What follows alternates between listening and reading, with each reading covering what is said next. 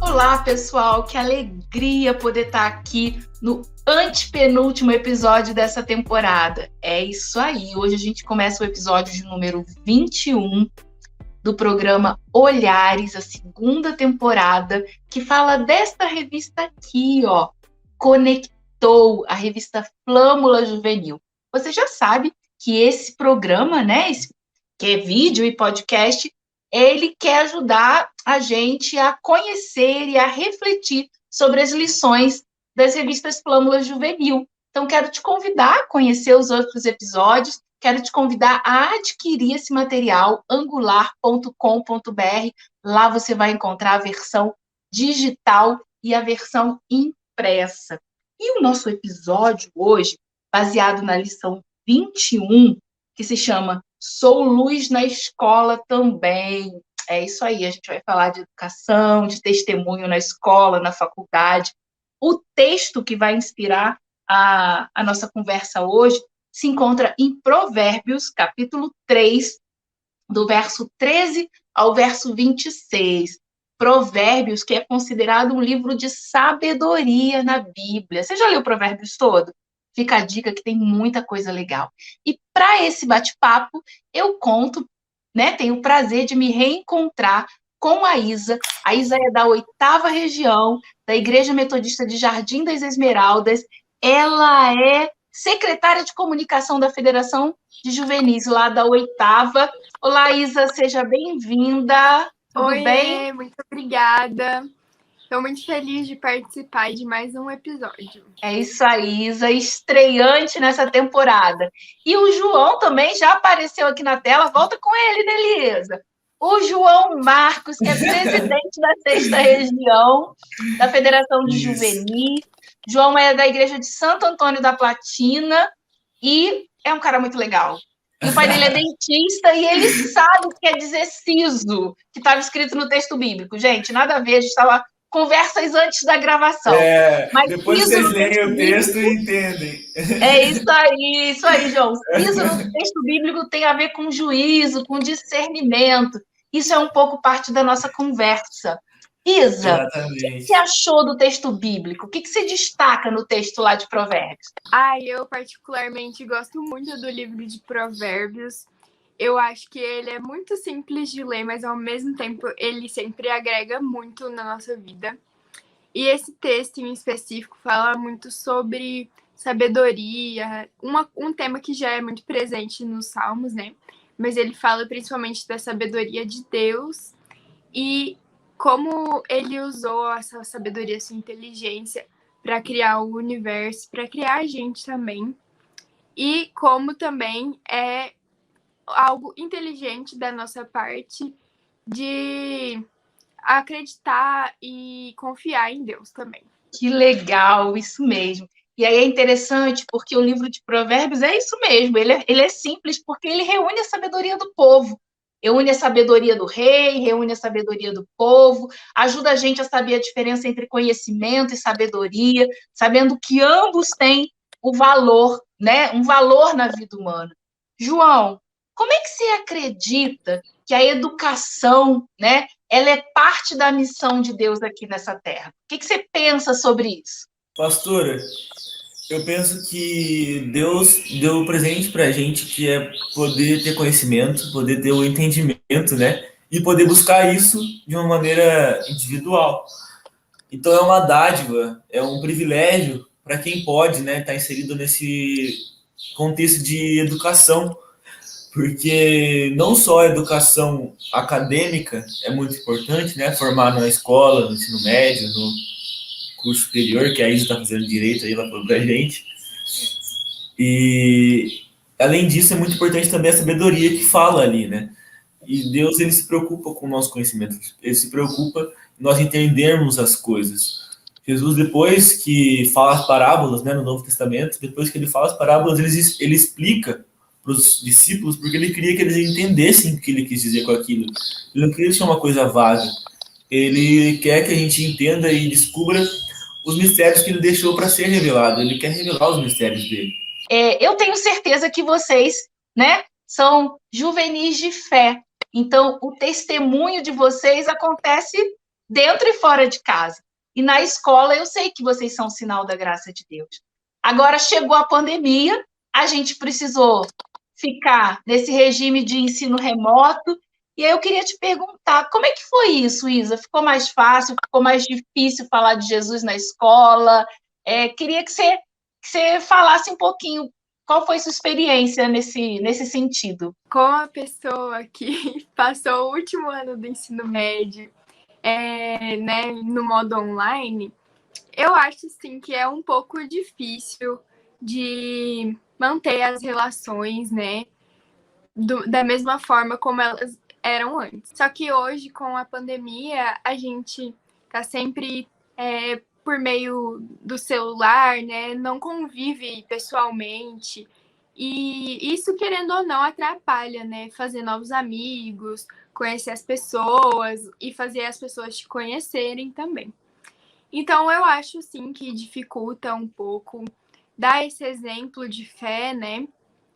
Mas eu não acho que seja impossível também. A gente precisa se adaptar e precisa descobrir outras formas, né?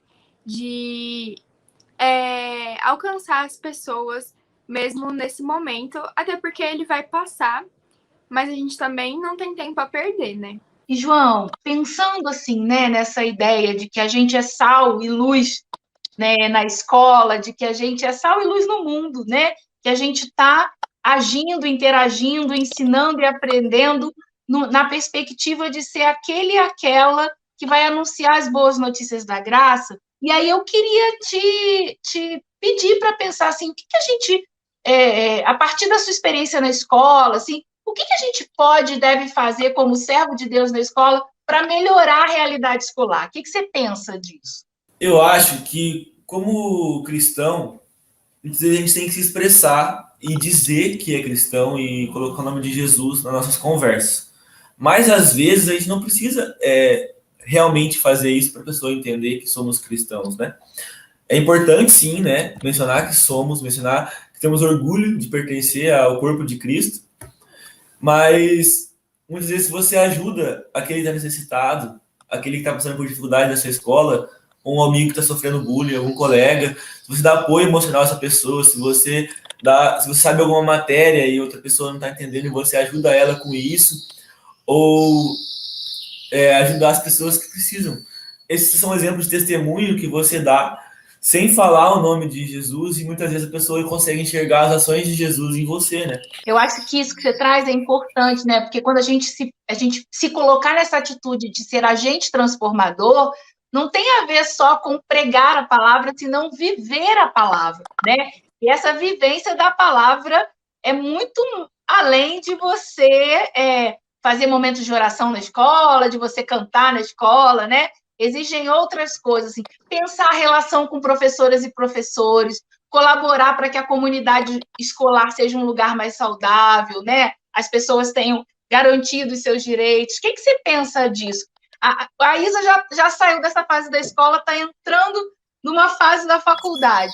Você acha que essa responsabilidade também cabe na faculdade, Isa? A gente é uma mudança de ambiente, mas acaba que algumas coisas são muito parecidas também, né?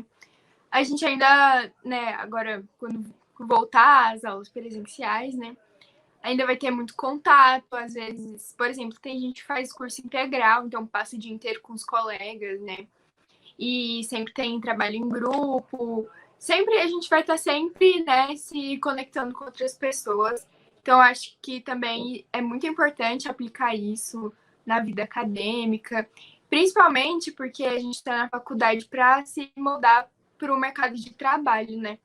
Então, as coisas que a gente exerce agora, a gente vai levar para o resto da nossa vida quando a gente estiver trabalhando.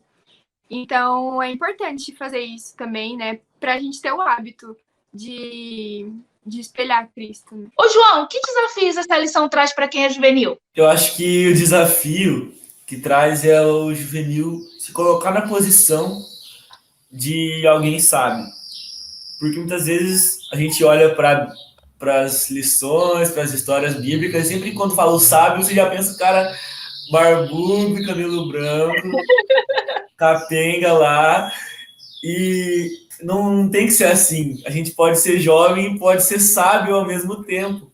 Muitas vezes as ações da sua escola toda podem mudar porque você teve a atitude sábia de entrar em uma rixa de amigos ali e conversar com os dois e falar que era bobeira, que eles estavam brigando, ou ter a sabedoria de entrar na sua turma e fazer, não, vamos arrecadar alimentos para doar, para que tem algum aluno que está precisando, né, alguma família necessitada.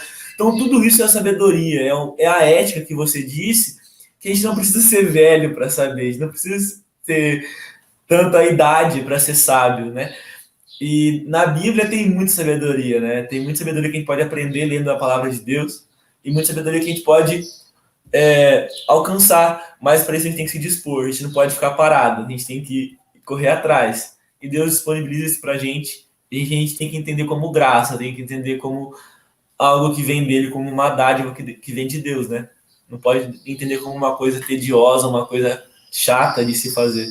Beleza. E você, Isa, que desafios você acha que essa lição traz para quem é juvenil? Além do que o João falou, de que sabedoria não é coisa para quem tem cabelo branco só, não é coisa para gente velha.